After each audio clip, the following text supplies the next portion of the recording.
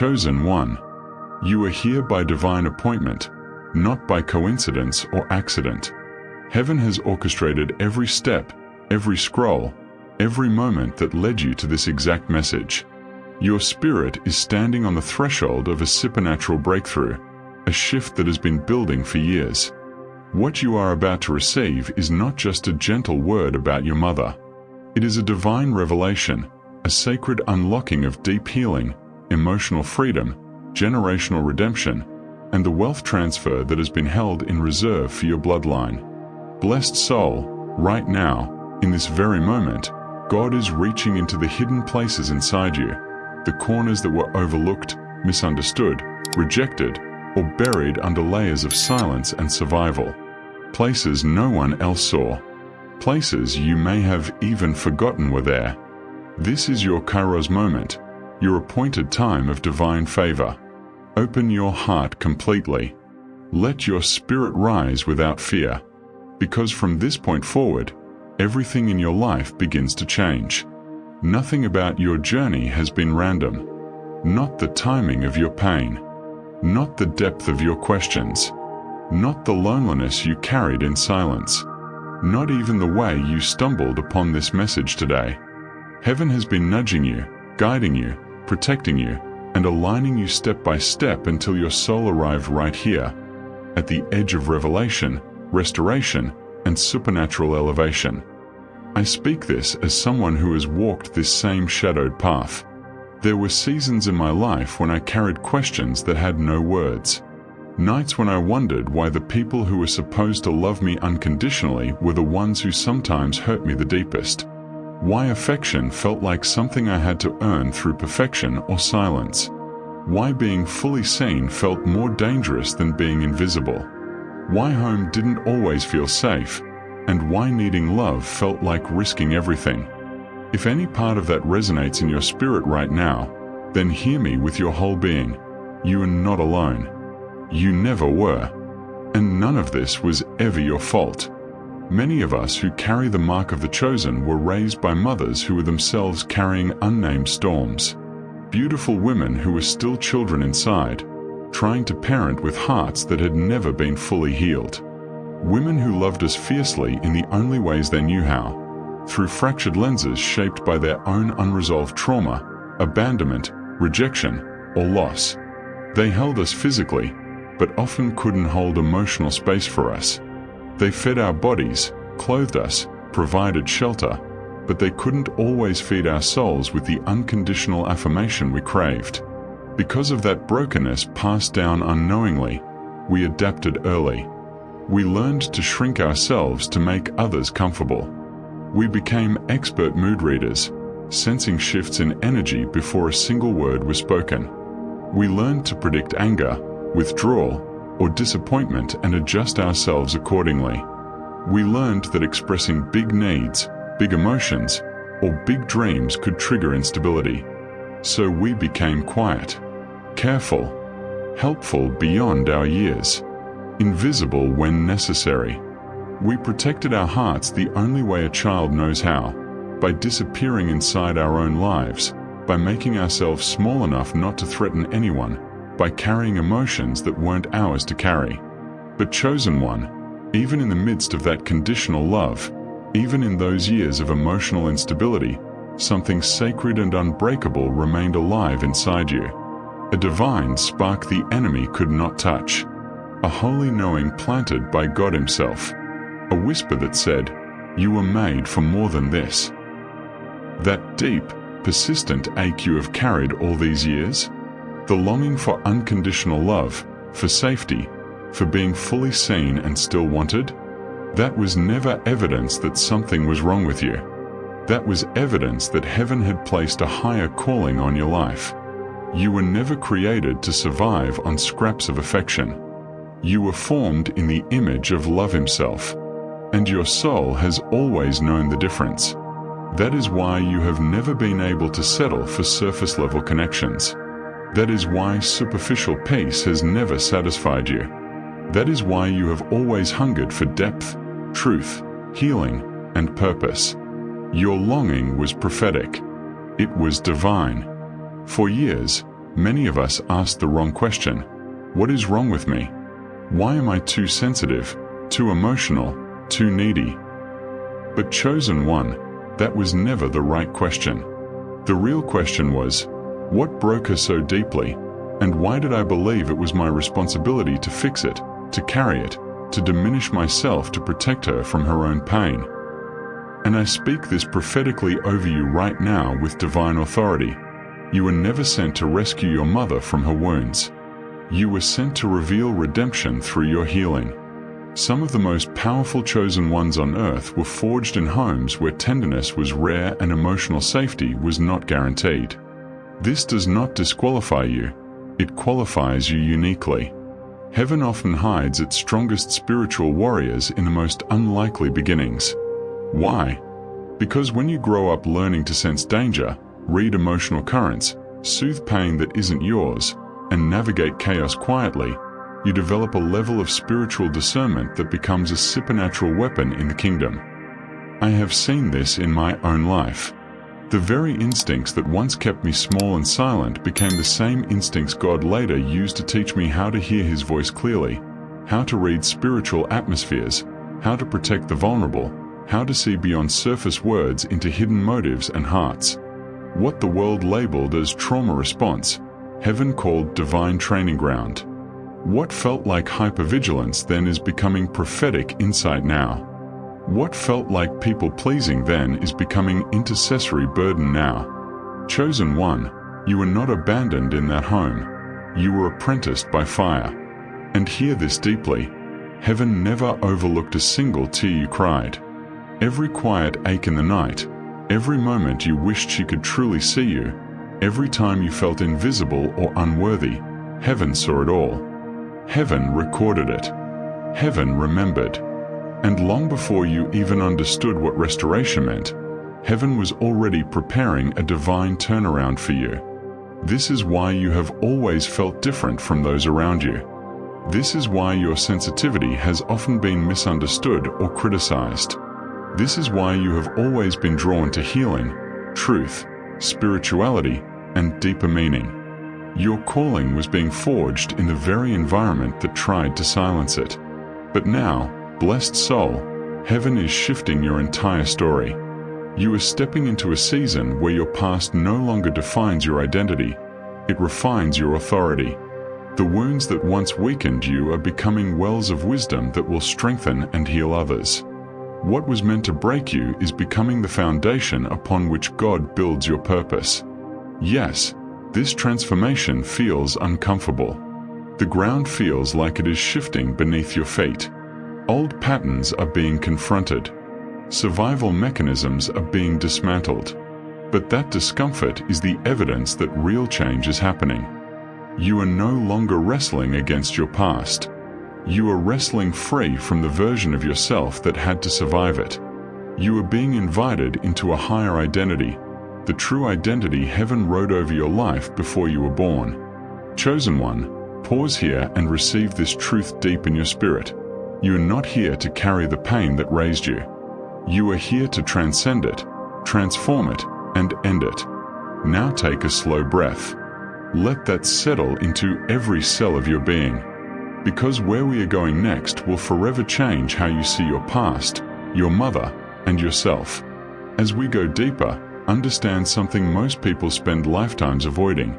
True healing does not begin when the pain finally stops hurting. True healing begins when you acknowledge how the pain has continued to speak inside you long after the original events ended. The loudest wounds are rarely the ones that happened out loud. They are the silent ones, the absences, the unspoken expectations, the emotional withdrawals that left you guessing what you did wrong. Many chosen ones reach adulthood believing they have moved on simply because they grew older, moved out, built careers, or created their own families. But time alone does not silence an internalized mother wound. Distance does not automatically erase emotional programming. Age does not undo survival patterns written into your nervous system when you were too young to consent.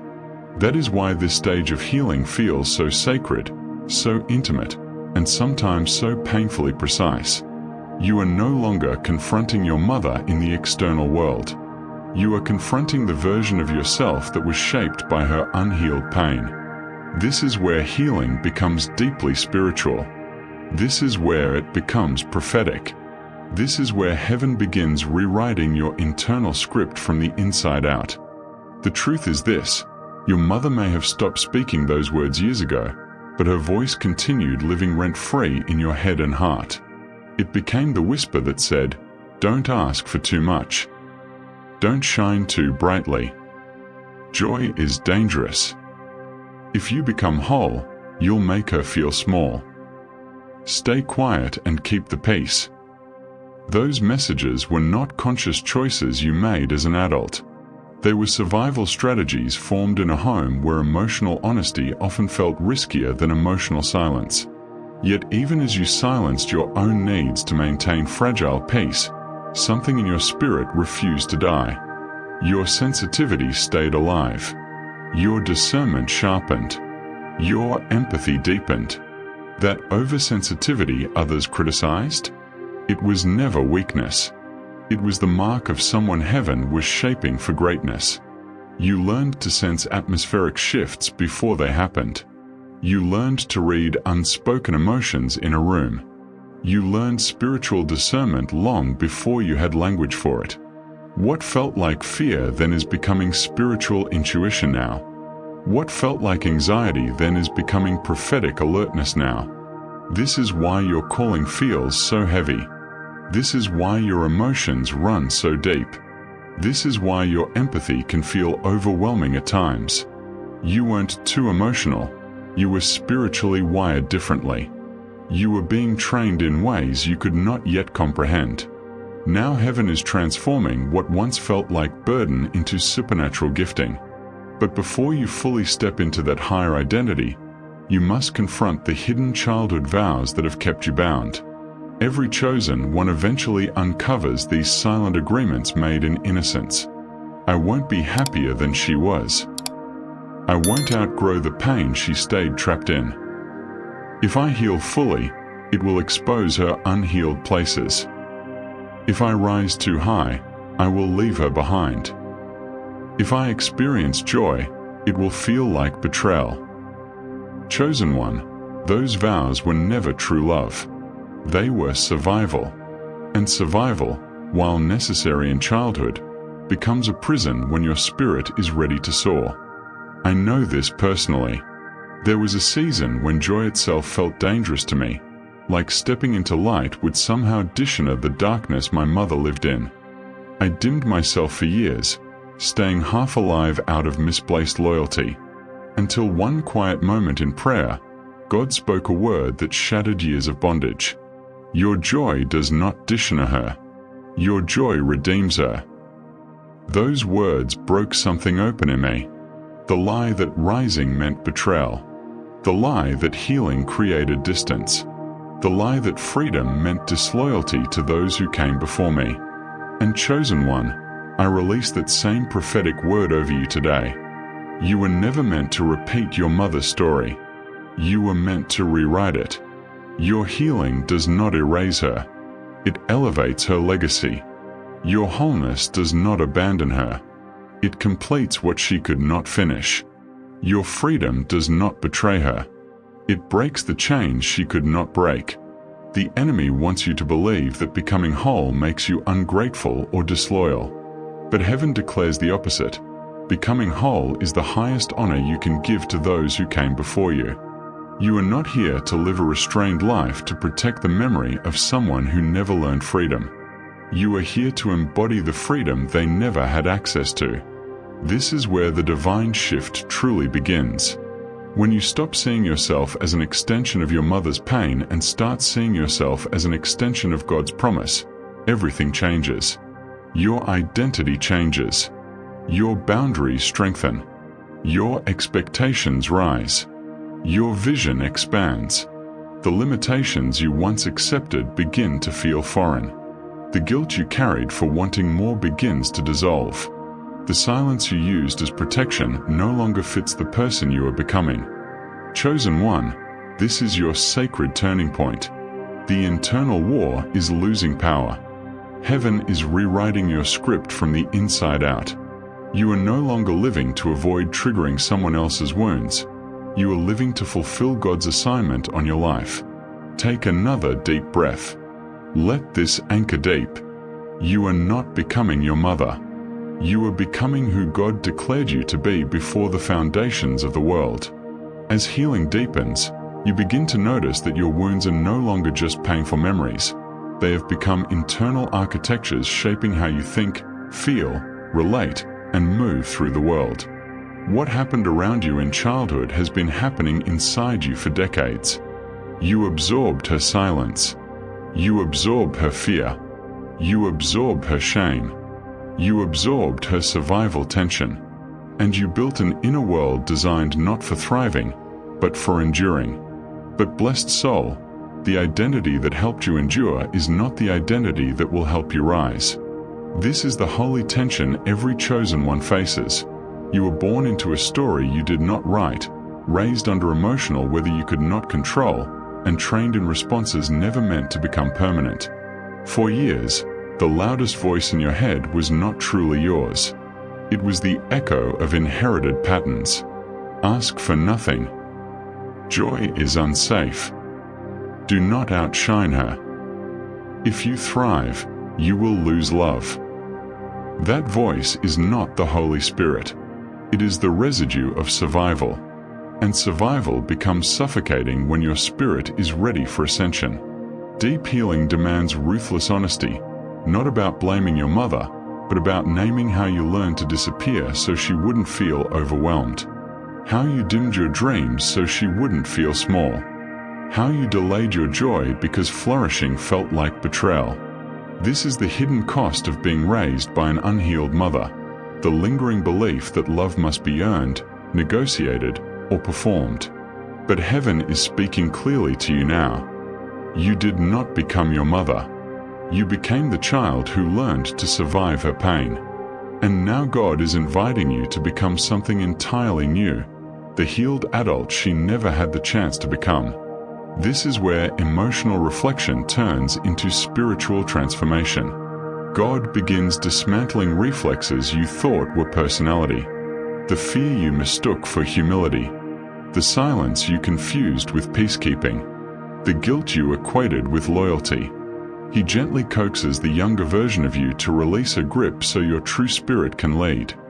I remember my own moment of breakthrough. I realized I was afraid of joy because joy felt disloyal, as if exceeding my mother's emotional ceiling would betray her. It took time to understand. We often stay half-healed out of respect for parents who loved us only to their capacity. But in prayer, God whispered again, "Your joy redeems her." Chosen one, your mother's unfinished healing is not yours to complete by staying broken. Your growth does not expose her, it breaks what broke her. Your freedom does not leave her behind, it pulls the bloodline forward. You are being pulled between two worlds, the one you were born into and the one you were called to create. The child in you wants to protect her. The adult in you wants to rise. God invites you to do both, by refusing to repeat her pain. Every chosen one reaches this crossroads. Will I carry her wounds or God's promise? This choice is not judgment. It is liberation for generations. When you heal, you do not heal only for yourself. You heal for your mother. You become the life her pain could not produce, the clarity her confusion could not reach, the wholeness her brokenness could not find. You become the answered prayer she never knew how to pray. As you embrace this, shame loosens, guilt weakens, the voice demanding smallness fades. In its place rises the gentle, steady voice of your Creator. Rise, beloved. You were always meant to rise. Healing is not becoming someone new. It is remembering who you were before survival rewrote you. And chosen one, you are beginning to remember. There comes a sacred season when the past stops feeling like distant memory and starts rising as undeniable weight within you. This is when healing moves from understanding to release, from survival to resurrection. You realize the burdens you carried. Her emotions, her silence, her storms, were never yours to hold. You carried them believing it was love. But love never required your erasure. Now clarity dawns. What once protected you must now be released. You were shaped into roles no child should play: peacemaker, emotional translator, invisible stabilizer. You monitored moods, silenced needs, dimmed light to keep shadows from growing. But healing invites you to see, you were never meant to be your mother's emotional shield. You were meant to be her child. When you grasp this, something awakens. Guilt for wanting joy falls away. Fear of surpassing her dissolves. Shrinking was never devotion, it was survival. God now calls you out of survival into sovereignty. This shift brings up old vows. I won't outgrow her. I won't shine too bright. I won't be too free. Healing breaks those chains. I once feared joy as betrayal, until God said, your healing frees her legacy. Chosen one. Becoming whole is not rejecting your mother. It is refusing to inherit her wounds. It is choosing to be the turning point. It is allowing God to restore what trauma stole. As you go deeper, memories and emotions may surge, not to harm you, but to heal you. This is deliverance. Grief rises to make room for joy. Tears come to wash away decades of restraint. This is holy unraveling. God removing every root not planted by Him. In this process, you meet the real you. Breathing without fear. Speaking without apology. Shining without guilt. Loving without losing yourself. You declare with authority, this cycle ends with me. Not in bitterness, but in breakthrough. Not in rejection, but in resurrection. Your wholeness becomes the redemption your bloodline waited for. Now heaven initiates sacred separation. Old relationships shift. Familiar places drain you. Conversations feel shallow. Solitude calls loudly. This is not punishment. It is protection and preparation. God prunes connections to protect the seed of purpose in you. Growth often looks like retreat to those who stay unchanged. In quiet, your true voice awakens. Desires long buried rise. Boundaries form naturally. You stop explaining your evolution to those without capacity. You stop dimming to fit small spaces. Peace becomes your baseline. Discernment becomes sharp. Joy becomes safe. Old triggers lose power. You respond from wholeness, not wounds. Gratitude emerges, not for pain, but for the depth it produced. You carry empathy, compassion, and love most could never hold. Pain made you expansive, not bitter. Trustworthy for greater kingdom assignments. Surrender becomes strength. You release need for closure from those who wounded you. Some wounds are redeemed by God alone. Your life aligns with heaven's rhythm. Opportunities approach you. Peace dominates anxiety. Purpose overshadows pain. This ease is the fruit of alignment. Chosen one, your healing prepares you to walk in authority, break cycles, and restore what was stolen, not just for you, but for generations. You are becoming the healed ancestor your lineage never had. As transformation deepens, the world responds to your inner shift. Old environments feel foreign.